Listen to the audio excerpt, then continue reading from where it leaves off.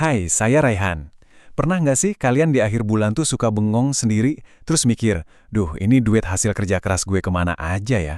Rasanya kayak baru kemarin gajian, sekarang udah lenyap gitu aja, nggak berbekas. Kalau kalian sering banget ngerasain ini, tenang, kalian nggak sendirian kok.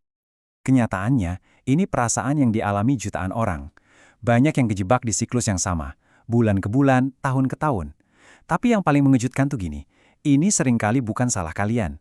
Masalahnya ada sebuah peta yang nggak pernah diajarin di sekolah, sebuah peta perjalanan keuangan. Faktanya nih ya, mayoritas orang itu tanpa sadar stuck atau mentok di level 3 atau 4. Mereka nggak tahu lagi ada di level mana, apalagi harus ngapain biar bisa naik ke level selanjutnya.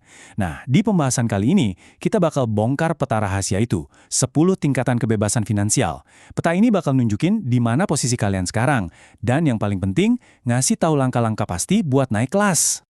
Poin kuncinya tuh ini bukan sekedar soal jadi kaya raya. Sama sekali bukan. Ini soal gimana caranya kita merebut kembali kendali atas waktu dan pilihan hidup kita sendiri.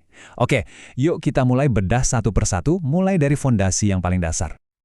Setiap perjalanan besar kan selalu dimulai dengan fondasi yang kuat. Nah, di dunia keuangan juga sama.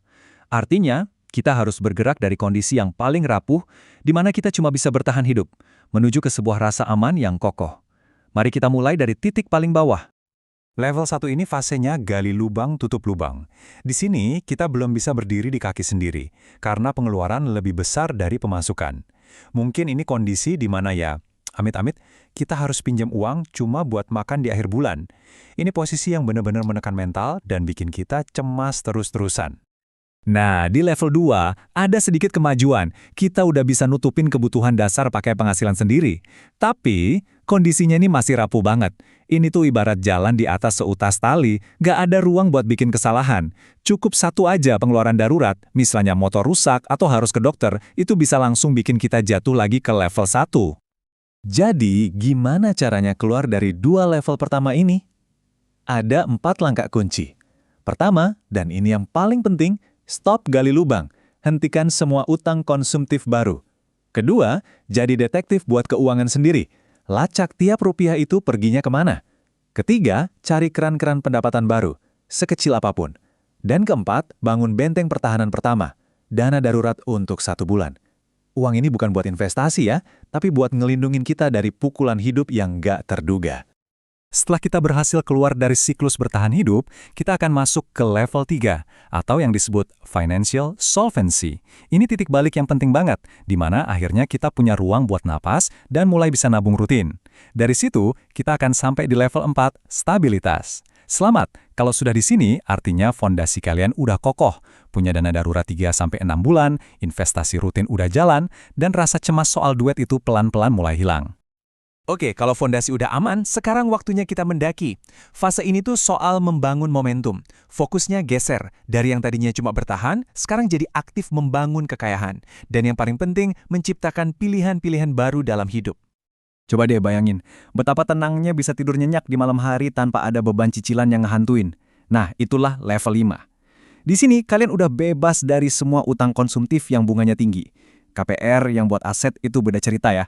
Tapi yang namanya beban paylater atau kartu kredit itu udah lenyap, dan uang yang tadinya buat bayar cicilan itu bisa dialihkan semua buat mempercepat investasi. Nah, ini yang menarik banget. Di level ini terjadi pergeseran kekuatan. Di level 6, kalian bekerja karena kalian memilih, bukan karena terpaksa.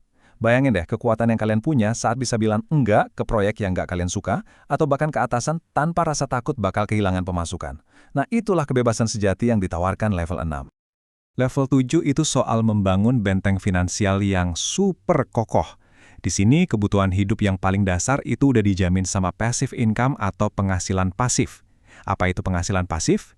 Gampangnya, itu uang yang masuk dari aset-aset kalian, kayak dividen saham, uang sewa properti atau royalti, bukan dari tenaga yang kalian tukar dengan waktu. Kalian bisa tidur nyenyak karena tahu, kalaupun besok berhenti kerja, tagihan-tagihan penting bakal tetap aman terbayar. Kalau boleh jujur, per hari ini saya pribadi ada di level ini. Dan percayalah, saat kalian mencapai titik ini, yang didapat itu bukan cuma angka di rekening, bukan. Tapi sebuah ketenangan batin yang luar biasa banget. Kalian jadi tahu apapun yang terjadi, kalian dan keluarga bakal baik-baik aja. Tapi ini belum puncaknya. Yuk kita lihat 3 level terakhir yang paling diidam-idamkan. Selamat datang di puncak gunung. Level-level ini adalah tujuan akhir bagi banyak orang. Ini udah bukan lagi soal aman atau nyaman, tapi soal kebebasan sejati, pilihan tanpa batas, dan kemampuan untuk bisa memberi dampak yang lebih luas lagi. Inilah definisi sejati dari kemerdekaan finansial atau financial independence. Di level 8, seluruh biaya hidup kalian, dari kebutuhan pokok sampai hiburan, itu sepenuhnya ditanggung oleh aset-aset produktif kalian. Pekerjaan jadi sarana buat berkarya dan berekspresi, bukan lagi sekedar alat buat cari nafkah. Terus, gimana cara ngukurnya kita udah nyampe level 8 atau belum? Nah, ada patokan angkanya, 25 kali. Maksudnya gimana? Gini, kalian perlu punya aset produktif yang nilainya itu minimal 25 kali lipat dari total pengeluaran tahunan kalian. Angka ini bukan angka ngasal ya, ini tuh dasarnya dari aturan 4%, semacam panduan umum di dunia investasi. Aturan ini bilang, kita bisa narik 4% dari total aset kita tiap tahun, dan secara teori, uang kita nggak bakal habis.